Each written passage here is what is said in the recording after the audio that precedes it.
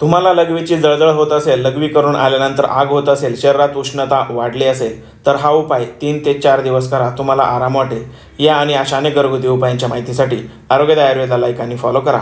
मित्रांनो, सध्या उष्णतेचा त्रास प्रचंड प्रमाणात वाढलेला आहे आणि त्याचा परिणाम म्हणून बऱ्याच व्यक्तींना लघवी संबंधीच्या तक्रारी वाढलेल्या आहेत। अशावेळी आपण 2 चमचे एवढी कच्ची बडीशोप आणि 2 चमचे एवढी खडीसाखर एकत्र वाटून घ्यायची आहे। खडीसाखर वापरताना ती अशी दोऱ्याची खडीसाखर वापरायची आहे। ही देखील शरीरातील उष्णता कमी करण्यास मदत करते। आता मिक्सरमधून हे वाटून घ्यायचे आहे।